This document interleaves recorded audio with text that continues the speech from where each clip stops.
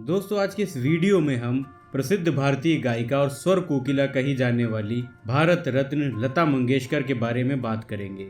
लता मंगेशकर स्वयं भी किसी अनमोल रत्न से कम नहीं थी। कहा जाता है कि लता जी के गले में मां सरस्वती का निवास था, जिसके फलस्वरूप उनकी सबसे मधुर वाणी थी। लता मंगेशकर भारत की सबसे अनमोल और सबसे सुरीली आवाज वाली गायिका रही। उनकी आवाज की दुनिया दीवानी है। यहाँ तक कि लता जी की आवाज को सुनकर अमेरिका के वैज्ञानिक तक उनके फैन हो गए थे। उन्होंने कहा था कि लता जी की आवाज जैसी सुरीली आवाज ना आज तक कभी थी और ना कभी हो सकती है। स्वर कोकिला लता मंगेशकर अब हमारे बीच नहीं है। 6 फरवरी 2022 को मुंबई में उनकी मल्टीपल ऑर्गन फेल होने के कारण मृत्यु हो गई। उनकी आयु 92 वर्ष थी। आज हम आपको लता जी से जुड़ी कुछ बातें बताएंगे जो आपने पहले नहीं सुनी होंगी। लता मंगेशकर का मध्य प्रदेश के इंदौर शहर में 28 सितंबर 1929 को जन्म हुआ था। उनके पिता का नाम पंडित दीनानाथ मंगेशकर था, जो एक क्लासिकल गायक होने के साथ ही बेहतरीन थिएटर एक्टर भी थे। लता मंगेशकर का बचपन का नाम हेमा था, लेकिन कुछ समय बाद उनका नाम बदलकर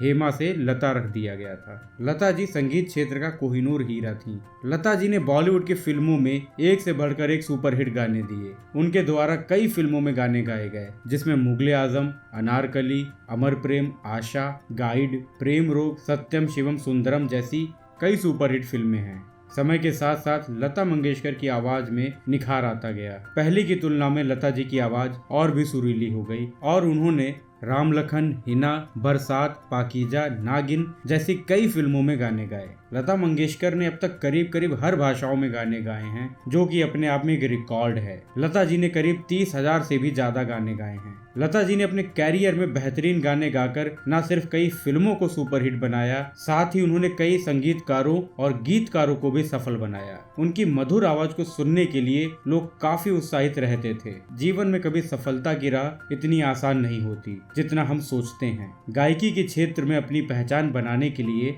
लता जी को काफी परेशानियों का सामना करना पड़ा था, लेकिन लता जी ने कभी भी अपने जीवन में हार नहीं मानी और जीवन में सदैव आगे बढ़ती रही, जिसकी बदौलत वह दुनिया में अपना नाम बनाने में कामयाब हो गईं। शुरुआत में तो लता जी की पतली आवाज के कारण कई संगीतकारों ने तो लता जी को काम देने से साफ मना कर दिया था। हालांकि उस समय उनकी तुलना प्रसिद्ध गायिका नूरजहां से की जाती थी। शुरुआत में काम न मिलने के कारण उन्होंने हिम्मत नहीं हारी और जीवन की तमाम परेशानियों को झेलते हुए वे अपनी प्रतिभा और लगन की बदौलत उन्हें काम मिलने लगा और भारत की सबसे मजबूत महिला बन गईं। लता जी ने फिल्मी गीतों के अलावा गैर फिल्मी गीतों को भी बखूबी से गाते हुए काफी प्रसिद्धि हासिल की।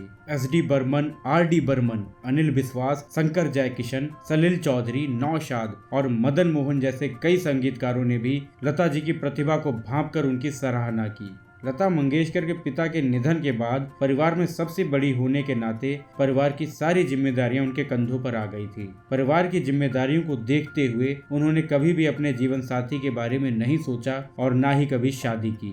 गायकी के क्षेत्र में लगभग उन्हें हर अवार्ड से सम्मानित किया जा चुका है। यही नहीं, उन्हें कई राष्ट्रीय सम्मान भी प्राप्त हुए। लता जी भारत के सर्वोच्च सम्मान भारत रत्न से भी सम्मानित हो चुकी हैं। लता मंगेशकर को भारत सरकार की तरफ से पद्मश्री अवार्ड से भी सम्मानित किया जा चुका है। लता जी की गायकी को देखते हुए गिनीज बुक ऑफ रिकॉर्ड्स ने भी लता जी को विशेष सम्मान से सम्मानित किया है। लता जी को दादा साहब फाल्के पुरस्कार से भी नवाजा जा चुका है। लता जी को 3 राष्ट्रीय पुरस्कार भी मिल चुके हैं।